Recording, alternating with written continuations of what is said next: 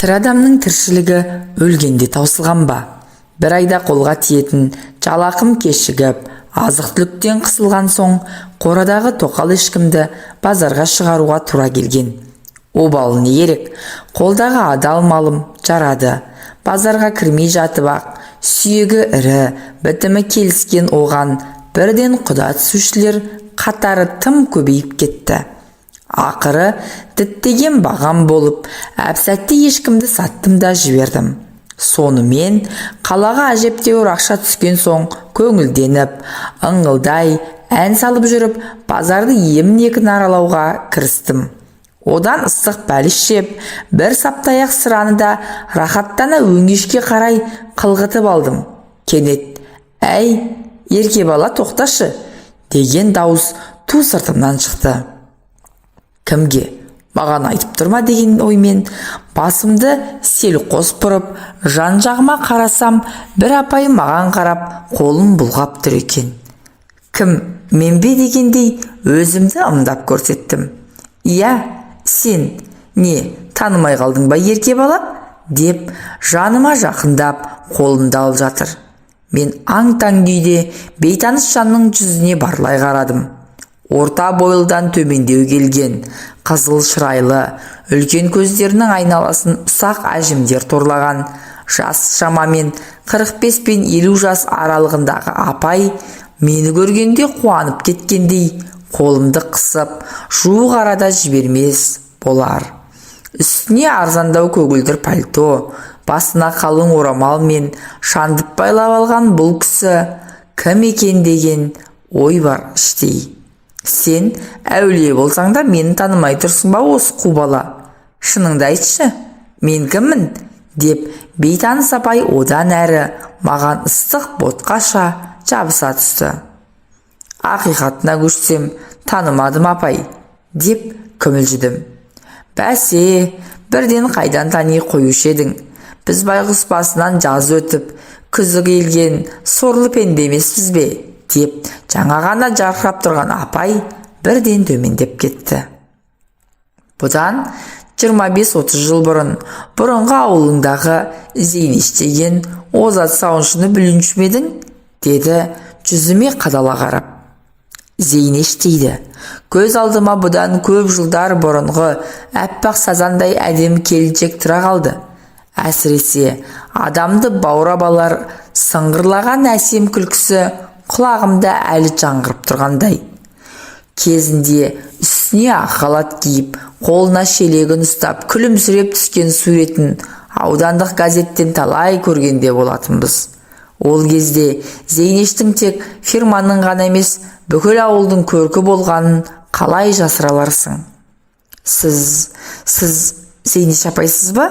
дедім сасқанымнан тұтыңқырағандай үн шығарып. Шынымды айтсам, бұрынғы Зейнешті қазір қалай болса солай киінген кісімен онша айырбастағым келмей тұрғаны анық еді. Әй, қайран зымыраған уақыт-ай, ақыры дегеніңе жеткен екенсің ау. Сен таңдасаң да, таңданбасаң да, сол баяғы Зейнеш сұлу жеңгең мен боламын. Бұл жалған дүниеде бәрі де өзгереді екен. Бұрындары жас кезімде қартайған, қаусаған кемпірлерге неге осыншалық қартайып кеткен деп мүсіркей қараушы едік. Міне, ол жарықтықтардың да артынан бізде келеміз. Уақыт шіркін, бәріне де еміш екен ғой. Бір кездері жас жоқтай әп-сәтте талдырмаш бала едің. Енді қозғарын шығарып, шаштарын сиреп, сен де біраз жасқа келіп қалыпсың қайын. Өзгермеген тек көздерің ғана екен. Мен сені шынын айтқанда көзіңнен ғана таныдым. Зейнеш апай, асығыс болмасаңыз, мына асханаға кіріп тамақтанайық. Асықпай әңгімелесейік. Біз кездеспегелі қай заман, қай жерде тұрып жатырсыз? деп сұрақтарды бастырмалата жөнелдім. Жүр, кірсек кірейік. Жақсы көретін қайным шақырып тұрса, қалай отказ берейін? Ауылға 1 сағаттан соң көлік болады. Оған дейін біраз уақытым бар. Бүгінде сол Жуалы ауданында тұрып жатырмын қайным. Базар ішіндегі асханада адамдар аздау екен. Даяршы жігітке 2 лағман мен бір шайнек шайға тапсырыс бердім. Тентек суға қалай қарайсыз, жеңеше? Дедім, одан әрі еріксіз қылмыс жасайтын адамша қипақтап түсіп. Оған кетер емеспін қайным. Сен шын ниетіңмен алам десең, ала бер. Кейде бұл бәлені түбін түсіре ішіп тастайтын да әдетім бар, деп Зейнеш жеңгей сылқ-сылқ күліп алды. Апырай, өзі қанша өзгерсе де, сыңғырлаған әдемі күлкісі сол күйінде сақталып қалыпты. Баяғы өзіме сондай таныс күлкі құлағыма майдай жағып барады. Бірақ қазір көп ішіп те жүрген жоқпын. Екеумізге 2 стақан алсаң жетеді, деді жөткірініп алып. Даяршы уақыт өткізбей біз тапсырыс берген тағамдардың бәрін алдымызға алып келіп қойды. Үйде келін бала бар шығар, қанша балаң бар, өзің не істейсің, деп Зейнеш жеңешем алдындағы лағманнан бір ұрттап қойып, маған сұраулы жүзбен қарады. Құдайдың берген 4-5 қара домалағы бар жеңеше. Келініңіз мектепте мұғалім болып істейді. Ал өзім ауылдағы әкімшіліктің есепшісімін. Әйтеуір біреуден ілгері, біреуден кейін деген ел қатарлы жүріп жатырмыз ғой. Ал жеңеше, мына ақаңды көп мөлдиде бермей, алып тастайық, деп қаз қатар тұрған 2 стаканның бірін алдыма жақындатып қойдым. Не үшін ішеміз қайным, деп Зейнеш жеңешем маған күлімсірей қарады. Не үшін қалай? Жеңешесі мен қайнысының пәленбай жылдан кейін кездейсоқ кездесу үшін ішпейміз бе? Пәленбай жыл дейсің, деп Зейнеш жеңешем ойланып қалды. 30 жылдай болып қалыпты ғой. Онда сен қанша дедің? 13-те болатымын жеңеше. Ал мен 28-де ғана едім ғой. Қайтейін, ойнап жүріп отбастым ғой. Кетпейін дедім, елдің өсегі жанымды қойды ма? Екі ортада қой аузынан шөп алмайтын Құдай қосқан қосағым ынтықбайдың әруағын қорлап кеттім ау. Мен жақсы болғанда, адал болғанда оның аты өшпес еді ау. Қазір кім тұрып жатыр біздің үйде?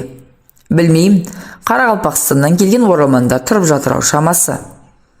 Ауылды еске алсам, ет бауырым езіліп кетеді, деп ол кісінің даусы дірілдеп, көз жасы мөлтілдеп шыға келді. Қайтейін, бәріне өзім кінәлімін. Атың өшкір Тайлақбаймен байланысып нем бар еді.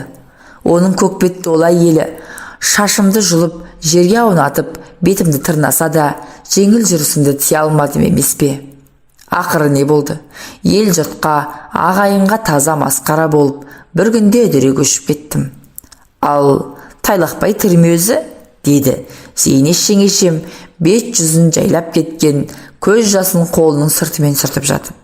Тірі, бірақ қол аяғы жансызданып сал болып қалған. Әйелі күн бермеген соң Жыңғылсайдағы әпкесі алып кеткен. Қазір Жыңғылсайда шығар. Ал әйелі қайда? Әйелі қайда болушы еді? Үйінде. Бақуат тұрады. 2 күйеу баласын қыздарымен қоса малына салып қойған. Ашуы келсе, күйеу балаларында аямай сабайды деп айтып жүр ғой жұрт. Құрысын, атын естісем жүрегім зырқ ете қалады. Шашымды бір уыс қылып жұлып, бетімді аяусыз тырнаған жауыздығын өлгенше ұмыталмаспын. Ал жеңеше, мына ақаңды алып жіберейік, деп мен сөз арасын басқа бағытқа бұрып жібердім. Ішіне запыран толып, көп жылдардан бергі кездесу Зейнешті сірә қатты толқыттырып жіберсе керек. Тыжырынбаған күйі үлкен стақанды қотара төңкеріп тастады. Үн-түнсіз кеспестен еті көп сорпаны сораптай ішіп отырмыз. Шынымды айтсам, арақтың қызуы бойымды балқытып барады. Ойыма бұдан 30 жыл бұрынғы өзім куә болған оқиға түседі. Бірақ қызығы артта, қаншама жылдар өтсе де, санамда еш өзгеріссіз сол оқиға өшпестей жазылып қалыпты. Қазір ғой, жау ұшақтары бейне бір бомбалап тастағандай, әр ауылдағы ферма, гараждардың тып-типыл болып өтпелі кезеңнің ықпалымен қолдан қирап қалғаны. Ал ол кезде колхоздағы мал фермалары қысы-жаз жұмыс істеп тұратын. Түнге қарай электр шамдары саумаладай жарқырап, еңбек қарқыны еш уақытта бәсеңдемейтін. Біздің ауылда кезінде сиыр сауатын, бұзаулар тұратын фермалар болатын. Ол жерде менен 6 жас үлкен әпкем де сауыншы болды. Ол кезде мен 7-ші класста оқитынмын. Қолым сабақтан босағанда фермаға келіп, әпкеме жәрдем беріп тұратынмын. Сиырлардың шөбін салсам, малын шығарам. Ферманың өзі біздің үйден 10 қашық болмайтын. 200 метр жүрсең болды, сарайға адаспай аяқ тірейсің. Зейнеш жеңешейде фермада сауыншы болатын. Жаңа әңгімеміздің басында айтып өттім ғой, оның озат сауыншы болғанын. Суреті колхоздың құрмет тақтасы мен газеттен түспейтін. Өзі де сол кезде әдемі еді. Қарақаттай мөлдір көздері жәудіреп, қою қара шашы ақ қалатының сыртына шығып, өзіне сондай жарасып тұратын. Жан баласына бұйырып сөйлемейтін. Бар жұмысты күліп жүріп өзі тындыратын Зейнешті ферманың бәрі жақсы көретін. Әсіресе еркектер жағы гүлді көрген көбелектей, ол не айтса да ұшып кетуге әр қашанда әзер екендіктерін байқатып алатын. Бір күні ауылдың ескі клубында үнді киносы болатын болды. Үйдегілер бір ауыздан сол киноға баруға дайындалып жатты.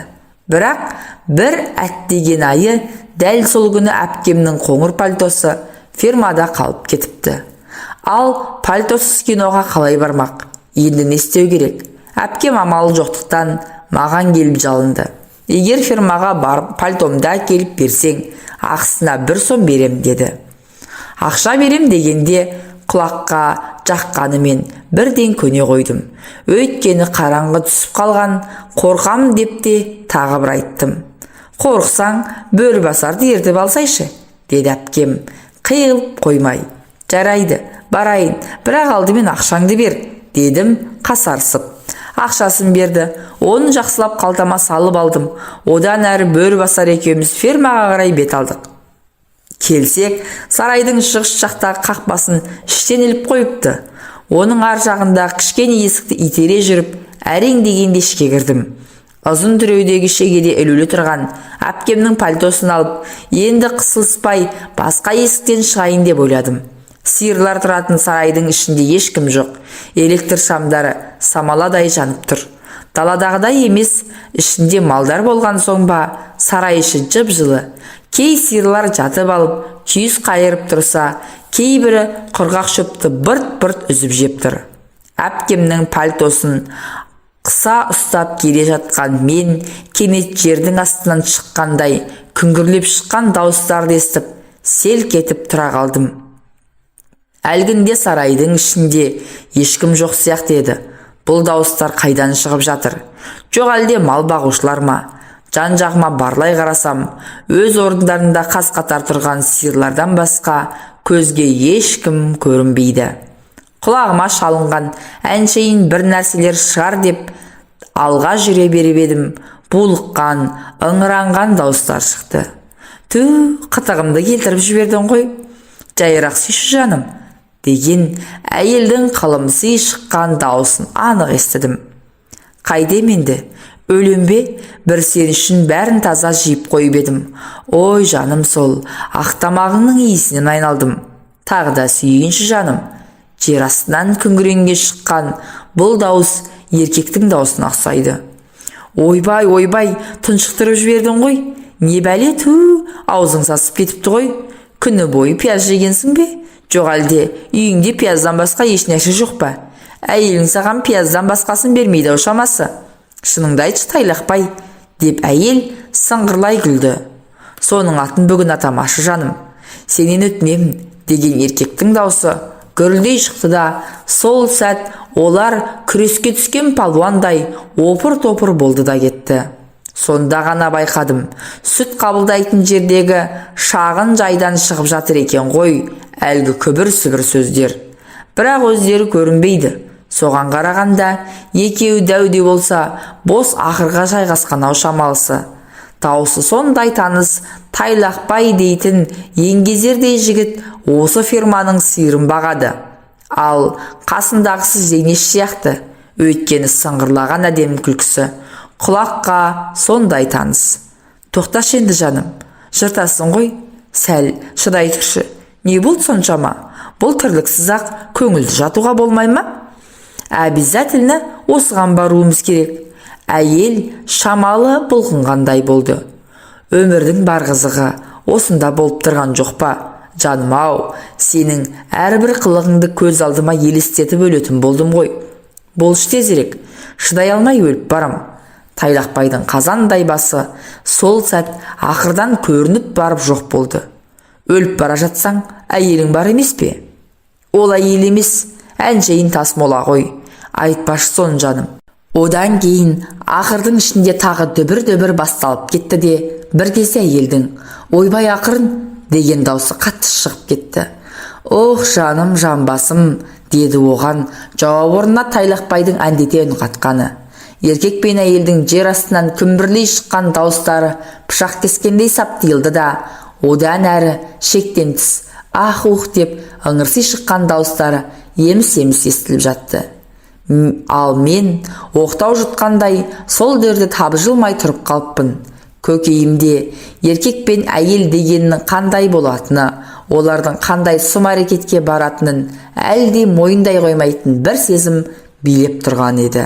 Менің пайымдауымша, өмірге ұрпақ әкелу адал жандар арасында бұлайша болмаса керек еді. Сөйтсем үлкендер жағы адамның аузы бармайтын тағылық әрекеттерге осылай барады екен-ау. Сол кезде 13 жастағы періштедей тұнық менің балғын жүрегімде үлкендерге деген жиренішім бүршіксіз сезім жарып тұрды. Мұндай сұмдықты бұрын көрмеген мен әлгі қарғыс атқан жерден тезірек сытылып шығып кетпек болғам. Қас қағымда аяғым малақ сыртынан кетпенді қағып кетіп, ол шелекке соқтығысып, бір сәтте сарайшы азан-қазан болды. Шалбарының ауын асығыс түймелеп жүгіріп келген Тайлақбай мені көріп состиып тұрып қалды. Сасқанынан, неғып жүрсің мұнда інішегім-ау, деп жорта ақырын түкіріне берді. Әпкемнің пальтосы осында қалып кеткен, соны алуға келдім, дедім, жай барақат өзімше еш нәрсе білмеген болып. Әй Тайлақбай, ол кім екен? Деп үсті басын түзеткен болып, Зейнешке жанымызда келді. Қызыл шырайлы, жүзі ерекше құлпырып кеткен оның тамағының 3-4 жерінде қып-қызыл белгі қанталап білініп қалыпты. Қосанары бұлтиып тұратын көйлегінің алдыңғы түймелерінің орны ауысып кеткен. Бірақ оған қарайтын Зейнеш пе? Келіп, менің басымнан сипалай бастады. Кім екен десем, өзімнің кішкене қайным екен ғой. Әпкеңнің пальтосын алуға келдің бе? Айналайын сол, деп барынша сыңғырлай күліп, болған оқиғаны білдірмеуге тырысты. Сасқан үйрек артымен сүңгиді дегендей, Тайлақбай қалтасынан ұзақ қармаланып, бүтін 3 сомды алып шықты. Мынаған кәмпит алып же. Бірақ бүгінгі көргеніңді ешкімге айтушы болма. Біле білсең, сен де еркексің, мен де еркекпін. Ал нағыз еркектер бірін-бірі ешқашанда сатпайды. Кейін үлкен болғанда бәрін өзің түсінесің. Келістік пе? Келістік, дедім мен. Менен қорықпай-ақ қойыңыздар. Ешкімге айтпаймын. Бірақ мына ақшаларыңызды алмаймын. Маған керек емес. Жоқ, оның болмайды, деп Тайлақбай 3 сомды еніңмен қалтама өз қолымен тықпалады. Сен қай класста оқисың? 7-ші. Онда кітап дәптер сатып аласың. Болмасақ киноға барасың. Жігітке ақша қанша керек болады? Ол үнемі керек. Мүмкін қыздарға подарка аласың. Әзірге осыған қанағат еті тұр. Кейін айлық алғанда Зейнеш апайың да саған бір сыйлығын жасар. Неге жасамайым? Жасайын. Әдемі көйлек сатып алып беремін. Мұндай әдемі қайныма, деп Зейнеш сөзінің аяғын өзінің сыңғыр күлкісімен бітірді. Сонымен қойшы, олар мені сол түні барынша ырза етіп шығарып салды. Енді фермаға барған сайын ғашық жандар менің қимас жандарыма айнала бастады. Бала ғой деп жатсынбай бар сырларын ақтаратын болды. Сөйтсем, олар бұрыннан бірін-бірі ұнатады екен. Оның үстіне сүймей қосылған Тайлақбайдың әйелінің күйеуіне деген мейірімі мүлде жоқ көрінеді. Өз әйелінен алмаған жылы шуақты Тайлақбай көкем Зейнеш жеңгемнен тауып жүр екен. Сұлу келіншек басында Тайлақбайды маңына жолатпапты. Бірақ уақыт өте келе өзін құлай сүйген ер азаматтың жан сырын, іңкәрлігін байқайды. Осылайша екі ұдай сезімде жүрген кезде Зейнештің науқас күйеуі дүниеден өтеді. Сонымен өмірден талай соққы көріп жүрген сырлас, әрі мұңдас, қос мұңлық бір-біріне иек артады. Кездескен қиындықтарды бірге бөлісуге ұмтылады.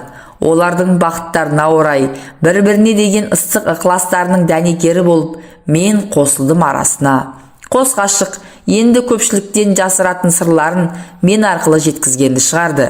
Екеуінің сағынышты хаттарын, сәлемдемелерін мен тасып жүрдім. Обалы не керек? Мен елеусіз еңбегім ескертусіз қалып жатпайтынын білдім. Қалтам ақшаға толып жүрді. Кейінірек екеуінің махаббатының ыстық отына шарпылып жатқандарының үстінен Тайлақбайдың әйелі пістегіл түсіп қалмай ма? Бұрқ еткізіп, қызғаншақтың қызыл иті басынан бірақ шыққан пістегіл қолына түскен күрекпен күйеуінің желкесінен бірақ ұрған. Оны естен тандыра домалатып күндесіне ұмтылғанда кімге жан беру оңай дейсіз? Зейнеш ышқырына орнынан тұрып ұстатпай кетеді. Одан арғысы тура кинодағыдай болады. Зейнеш жеңгей бір түнде өз төркіні Жуалыға көшіп кетеді. Ал әйелінен оңбай таяқ жеген Тайлақбайдың одан кейінгі тағдырын адам баласының басына бере көрмесін. Бұрыннан ит пен мысықтай болған олардың тірліктері одан кейін мүлде қабыспай кетеді. Күрекпен ұрып желкесін шығарғаны аздай, пістегіл 4 інісін ертіп келіп, күйеуін өлімші етіп сабатқызады. Осы соққының әсерінен Тайлақбай ақсап қалып, кейін мүлде жүре алмай сал болып қалады. Тамақты бірде беріп, бірде бермей, пістегіл есіл азаматты әбден қинайды. Ақыры Жыңғылсайда тұратын әпкесі өз бауырын қолына алып, өзімен бірге алып кетеді. Міне, содан бері біраз жылдар өтті. Пістегілдің күйеуінің артынан іздеп бармағанына. Жуалы жақта сауыншы болдым, дейді менің ойынды көп дөп басқандай Зейнеш жеңгем. Бірақ ол жерде дәл ауылдағыдай құрметке жете алмадым. Оның үстіне өз төркініңде бәрі алақандағыдай көрініп тұрады. Сәл көзге түссең болды, өсекке қаласың. Бағымды сынап, 2 рет тұрмысқа шығып едім, жолым болмады. Сосын болмаған соң қайтыс болып кеткен анамның отын өшірмейін деп қара шаңырақта тұрып жатырмын. Бір өзім тұрғанша ермек болсын деп Вановкада тұратын үлкен әпкемнің қызын асырап алғанмын. Шамамның келгенше ол қызды оқыттым, шоқыттым. Бірақ жұмыс істеуге мұрша бермей, Ақбиіктің жігіттері алып қашып кетті. Ертең Құдай қаласа соның тойы. Құдалығымен қоса шақырыпты. Соған анау-мынауды қарыштап жүрмін. Сені базарда кездестіріп, жастық шағым көшіп кеткендей қуанып отырғаным осы еді қарағым. Міне, бір кездегі сұлу жеңешеңнің өмір тарихы осылай қайным.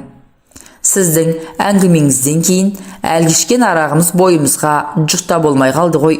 Тағы бір қайталап жіберсек қайтеді жеңеше, дедім мен де ауыр ойдың қыспағынан қалай құтыларымды білмей. Қайталасақ, қайталайықшы. Тіпті айғыр стаканға тапсырыс берсең де болады. Енді маған бәрібір. Бүгін ішпегенде қашан ішеміз. Жуалыға жеткенше тарап кетеді. Ақыры болары болды ғой.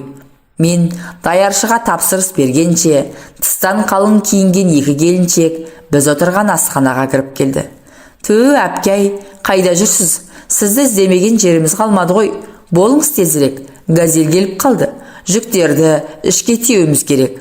Қазір сәл күте тұрыңыздар. Мына ағайыным жолығып қалып, енім-ай, әкелсеңші тезірек жаңағыңды. Зейнеш жеңешең екеуміз даяршы жігіт әкелген айғыр стаканды соғыстыра-моғыстыра асығыс тартып алдық. Ал, жақсы ерке бала, менен еліңе сәлем айт. Бір кездергі озат сауыншы Зейнешті әлі ауылдағылар ұмыта қоймаған шығар. Өзің қайда жүрсең де аман бол, деп маңдайымнан сүйіп, асыққан күйде кете барды. Қоштасар сәтте даусының дірілдегенін де, көзінен іркілген бір тамшы жасты да байқап қалдым. Күтпеген кездесуден менің де көңіл күйім нілдей бұзылып сала берді. Сіз де қайда жүрсеңіз аман болыңыз, Зейнеш жеңеше, дей бердім, іштей күбірлеп.